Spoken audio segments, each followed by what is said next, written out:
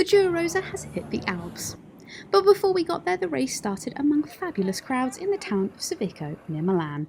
The teams arrived and set up shop to prepare for the first proper mountain stage among the quiet neighbourhood, which were prepared by decorating everything in pink. Bikes were checked, riders were briefed, and numbers were pinned on before signing on in the front of hundreds of people, many children dressed in pink.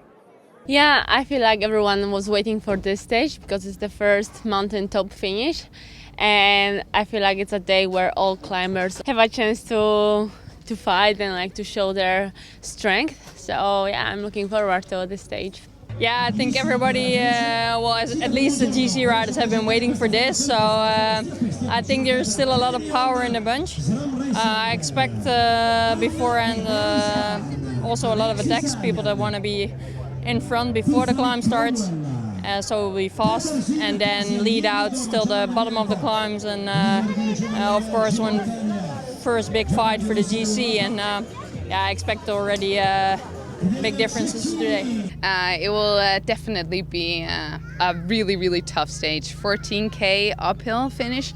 But it's so nice that we in women's cycling are getting more of these uphill finishes. We've been, wanting them so badly. So it will be really cool, and I hope that you'll see some cool attacks and some nice fireworks. The Peloton rode Tranquilo as one into the final 30 kilometres, where they competed for the intermediate sprint and kept the pace high for the final climb to Giro Alto. The whole bunch hit the base of the ascent but was soon shattered by the unforgiving gradient, which left riders all over the mountainside. Sabrina Stultians led a small group containing all of the favourites at the front of the race and ramped up the speed, shelling more riders out of the back. Giro Rosa Ruth Winder was feeling the effects of a Stage 5 win, and the pace at the front was so high she was soon dropped after a valiant effort to stay in touch. While Stultian stayed near the front, the race began to take shape, and Ashley Mormon-Pasio was left isolated, while Movistar showed their climbing prowess with both Margarita Garcia and Ida Marino showing well in the elite group. Behind, Leah Kirkman worked tirelessly to reduce the deficit for teammate and race leader Ruth Winder.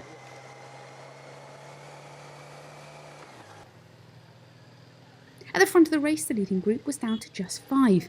Cassia Nieuwedoma, Garcia, Mormon-Pasio and the Mitchelton-Scott pair of Annemiek van Vleuten and Amanda Spratt all together, before the Australian put in a devastating attack with little more than 4 kilometres to go.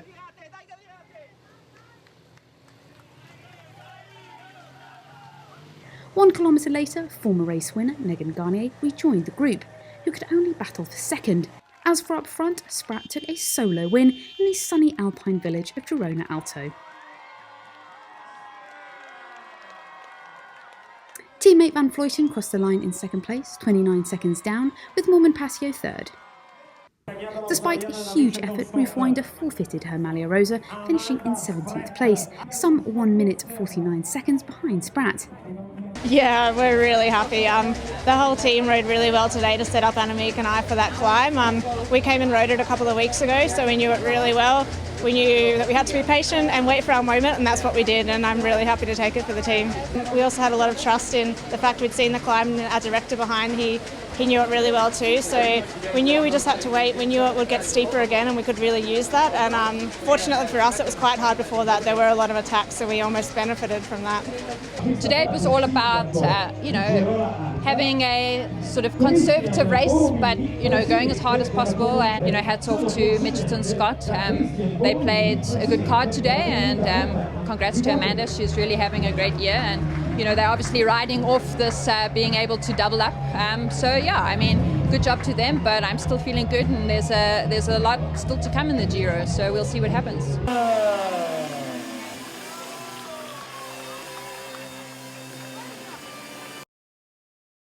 Ana St. Esteban showed to be a fierce climber, finishing on the same time as both Garnier and Garcia. Nieuwedoma finished 7th, only 34 seconds behind Spratt.